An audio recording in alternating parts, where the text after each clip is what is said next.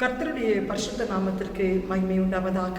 இந்த காலைவேளையிலே தொடர்ந்து தேவனுடைய வார்த்தையை தியானிக்க கர்த்தர் நமக்கு கிருபை செய்வாராக.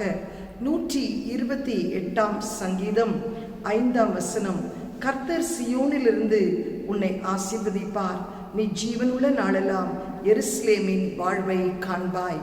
இன்றைக்கு தேவன் ஒரு குடும்பத்தை சியோனிலிருந்து ஆசீர்வதித்து அவன் அந்த எருசலேமின் வாழ்வை காண வேண்டுமானால் அந்த குடும்பம் மிகவும் அன்புள்ள ஒரு குடும்பமாய் காணப்பட வேண்டும். கர்த்தருக்கு ஸ்தோத்திரம். இன்றைக்கு குடும்பங்களிலே அன்பு தணிந்து போய் கொண்டிருக்கிறது.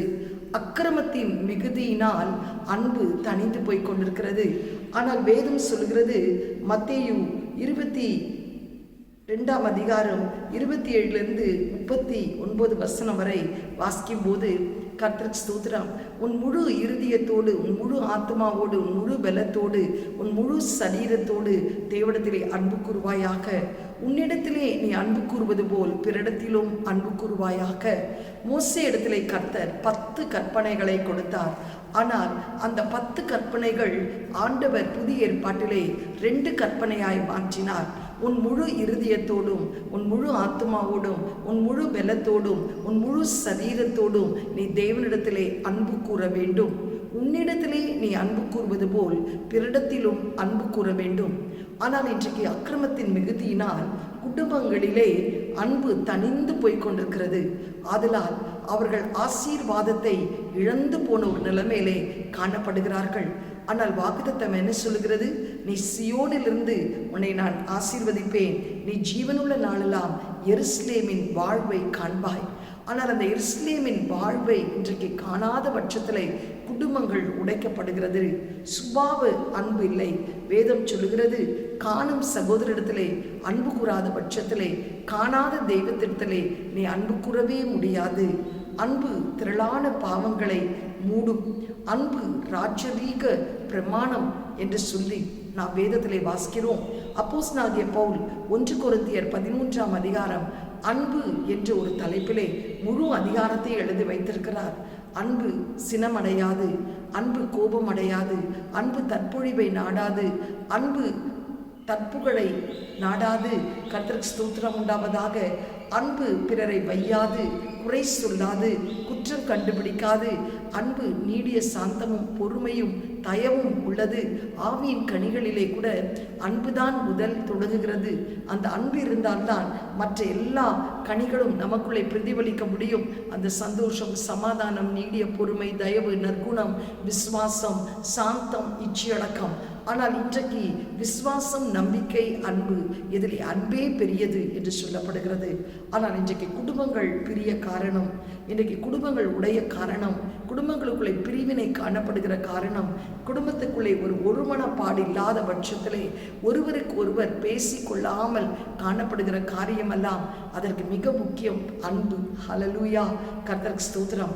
அன்பு இல்லாததுனால தான் இன்றைக்கு கர்த்தருக்குள் நாம் ஒருவர் கணவன் மனைவி ஒருவரில் ஒருவர் அன்பு கூற வேண்டும் என்று வேதம் சொல்லுகிறது.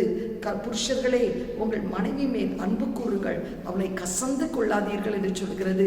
மனைவிகளை கர்த்தருக்கு கீழ்ப்படுகிறது போல் உங்கள் புருஷர்களுக்கு கீழ்ப்படியுங்கள் என்று வேதம் சொல்கிறது.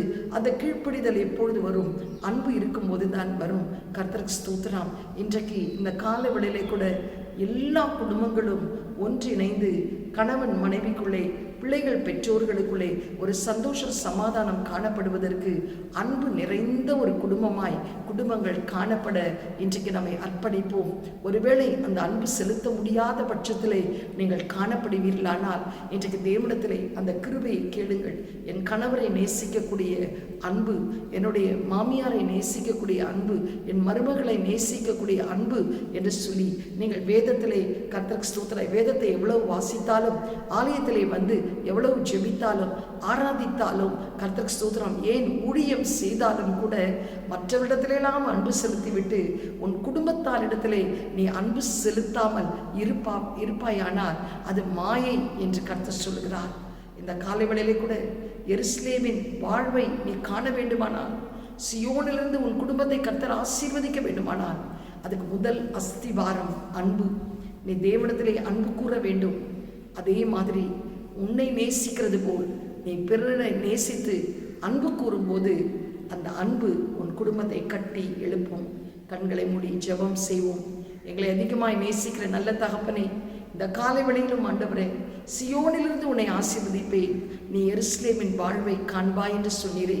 இன்றைக்கு ஒவ்வொரு குடும்பமும் சியோனிலிருந்து ஆசீர்வதிக்கப்பட, எருசலேமின் வாழ்வை காண அஸ்திவாரமாகிய அன்பு குடும்பத்திலே தணிந்து போகிறதை பார்க்கிறோமே அப்பா. உன் முழு இருதயத்தோடு, முழு ஆத்மாவோடு, முழு பலத்தோடு, முழு சரீரத்தோடு தேவனிடத்திலே அன்பு கூறுவாயாக. உன்னிடத்திலே நீ அன்பு கூறுவது போல் பிறரிடத்திலே அன்பு கூறுவாயாக என்ற வேதத்திலே வாசிக்கிறோமே. அன்பு திரளான பாவங்களை மூடும். அன்பு தற்பொழிவை நாடாது, சினம் அடையாது, பிறரை வையாது, குறை சொல்லாது, குற்றம் கண்டுபிடிக்காது. அன்பு சாந்தமும் நீடிய பொறுமையும் உடையது, விசுவாச நம்பிக்கை, அன்பே பெரியது என்று நாங்கள் வாசிக்கிறோமே. காணும் சகோதரத்திலே அன்பு கூறாத பட்சத்திலே, காணாத தெய்வத்திடத்திலே அன்பு கூறுகிறோம் என்பது மாயை. இந்த கால வேளையிலே கூட இதை கேட்டுக்கொண்டிருக்கிற ஒவ்வொருவரையும் ஆண்டவரே அந்த அன்பினால் நிரப்பும்படி செபிக்கிறோம் அப்பா. குடும்பத்திலே ஒருவரை நேசிக்கக்கூடிய அந்த பூரண அன்பு கர்த்தாவே குடும்பத்துக்குள்ளே நிறைவாய் இறங்கி வரும்படி செபிக்கிறேன். அந்த கசப்புகள், எரிச்சல்கள், கோபங்கள், வைராக்கியங்கள், மன்னிக்க முடியாத சுவாபங்கள், குறை சொல்லுகிற ஆவிகள், இதையெல்லாம் குடும்பத்தை விட்டு இயேசுவின் நாமத்தினாலே அப்புறப்படுத்துகிறோம். தேவ கிருபை குடும்பங்களுக்குள்ளே கடந்து வருவதாக அன்பினால் நிரப்புவீராக, இயேசுவின் மூலம் நல்ல பிதாவே. ஆமேன். God bless you. கர்த்தர் உங்களை ஆசீர்வதிப்பாராக. ஆமேன்.